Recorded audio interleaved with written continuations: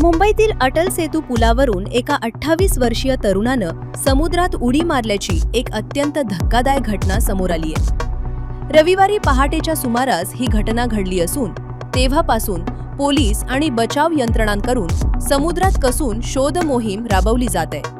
मिळालेल्या माहितीनुसार प्रतीक सुभाष रासकर असे या 28 वर्षीय तरुणाचं नाव असून तो पुणे जिल्ह्यातील शिरूर येथील रहिवासी आहे। प्रतीक हा शेअर मार्केट क्लासेस चालवण्याचा व्यवसाय करायचा। रविवारी पहाटे सुमारे 1:30 वाजण्याच्या सुमारास त्यानं अटल सेतूवर आपली कार उभी केली आणि त्यानंतर समुद्रात उडी मारली। या प्रकरणी नवी मुंबईतील उल्वे पोलीस ठाण्यात हरवल्याची नोंद करण्यात आली असून सागरी सुरक्षा यंत्रणांच्या मदतीनं शोधकार्य सुरू आहे। मात्र सोमवारी सायंकाळपर्यंत त्याचा कोणताही सुगावा लागलेला नाही। घटनेपूर्वी प्रतीकनं घरातल्यांना आपण बाहेर जेवायला जात असल्याचं सांगितले होते।